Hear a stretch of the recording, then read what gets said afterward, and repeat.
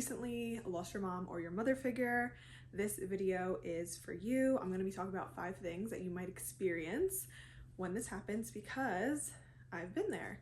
So before we hop in, I'm Tammy. When I'm not working my day job, I am host of the Path to Transformation podcast. I am a sound healer and workshop host. You can follow me on other platforms at TammyU_wellness and at Gather with Tammy as well. So make sure you're subscribed so that you don't miss an upload. And just to preface, this video is not medical advice. I am not a mental health professional and trying to give you that kind of advice in any means. It's just, again, because I've been through this and I honestly wish so badly that I had somebody that I could look towards and kind of hear, from their experiences and learn from their experiences so I could navigate my grief.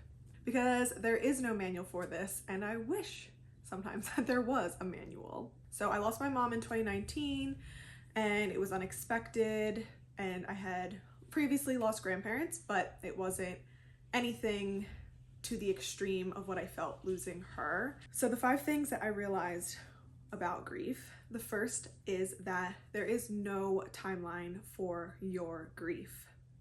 There is no start line. There is no finish line, and it is not a race.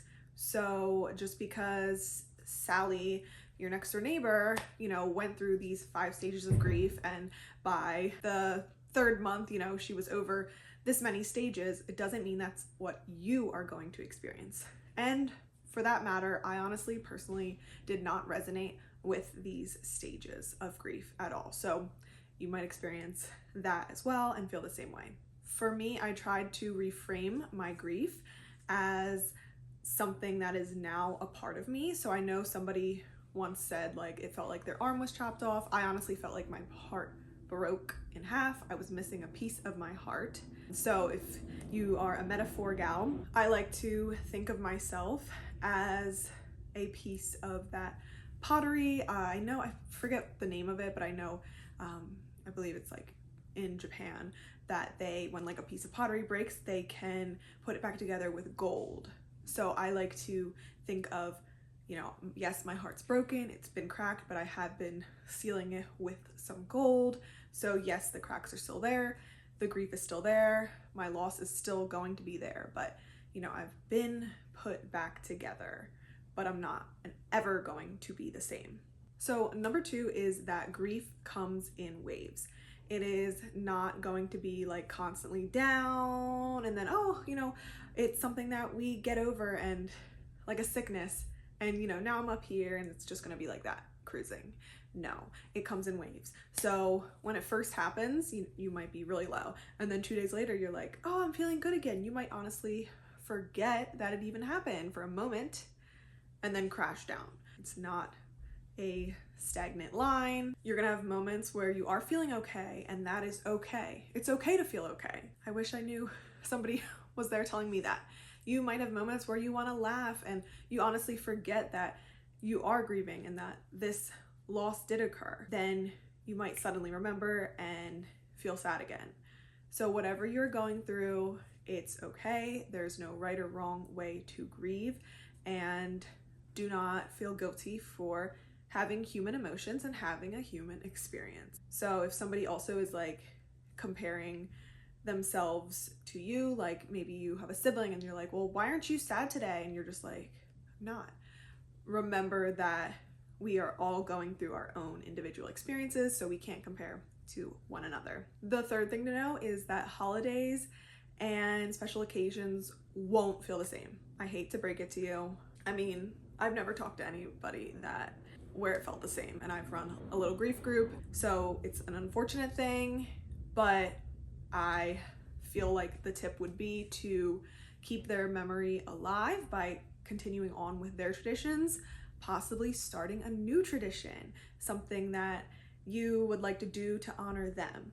So maybe you are going to their gravesite if that's what feels right to you, and then they loved cardinals like my mom. So maybe you will buy a new cardinal ornament every year to honor them. Also note that social media, especially during the holidays, people are going to show all their happy moments, all their highlight reels and everything. But what we don't see oftentimes is that empty chair of where our loved one was. Other people aren't showing that. And some of our friends haven't gone through that, right? So we just see the happy moments and it might irk us and we might feel some type of way, but nobody is doing that intentionally. It is something that, I think I had to realize that this is just something that they don't understand yet, but they will someday. So the fourth thing is that you might feel different from your friends. This was a little bit surprising for me because I realized very quickly on that, oh my God, who did I have to talk to about this? It was either me or people that were older that lost their mom and they're like 50 or 60. I was like, who do I have to resonate with this? And that's kind of where like my whole, I don't want to say platform, but all the stuff that I talk about, my podcast and stuff, it all kind of started because I felt like I didn't have anybody to talk to about it. So that's why I openly share about grief and my grief journey and my experience, because I want us to feel less alone. So you might feel different from your friends and you might feel like an outlier. People don't get it until they get it. And unfortunately, in our society, Western culture, it is a taboo topic and a lot of people don't want to talk about it and feel really uncomfortable. But the fact of the matter is that we are all born and we will all die someday. And that's just the fact of the matter. Some people are more willing and open to discuss this while others are not. It is taboo, so some of our friends will try to be supportive and try to step into our shoes.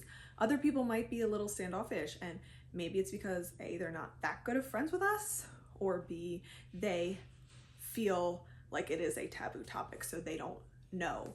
But a lot of our friends won't get it until they get it, unfortunately. Just know that if you are feeling a little bit like an outsider or an outcast, that it is not just you. A lot of us are feeling that way, especially when it first happens. So hopefully your friends are checking in with you as you are grieving. Hopefully even on some of these holidays in the previous years that they are checking in with you. Like for Mother's Day, sometimes my friends check in on me and say, how are you doing? And if you have a friend that also lost somebody, doesn't hurt to check in with people. And if you feel like maybe your friends aren't showing up in the way that you want them to, did you express and have that conversation? So you might have to say something like, hey, I've been feeling XYZ with my grief and I appreciate, our friendship and I'd love to have your support in this way. Okay, I'm not an expert with communication and again, I am not a mental health or anything practitioner in that nature, but having a conversation and just kind of telling them where you're coming from and how you'd like them to support you, because we can't expect things if people don't know what we're asking of them or we're even asking something of them in general. Okay, and for number 5, you might feel some type of way when your friends are going through some of these bigger moments in life or these big experiences. And even if not your friends, people that you see on the street or at the park, okay? So personally, I didn't expect to feel so triggered when I did see friends getting married or getting engaged or having their first kid, or even strangers on Instagram. And I'm like, oh wow, it's so nice. Her mom is helping her raise the kid. Her parents are helping her, do this. I didn't expect to feel triggered in that way. So just know that you might have some of these triggers that you didn't expect, some things that might make you feel some type of way. So if you are going to a wedding, it might not even be you might be very happy for your friend and excited, but you might feel sad that, oh, her mom helped her throw this bridal shower. Then you might think, who's gonna do it for me and who's gonna help me? Granted, I know I'm not perfect with future tripping. I do sometimes. Just know that we might have some of these feelings that are maybe ugly or looked down upon that we might not be used to. How to navigate that? Personally, for me, it's just hoping that someday I will have friends and connections and relatives that will help and show up how, maybe I'd love them to in the future for those events in my life if they're meant to happen. All right, so to wrap this up, remember that there is no right or wrong way to grieve.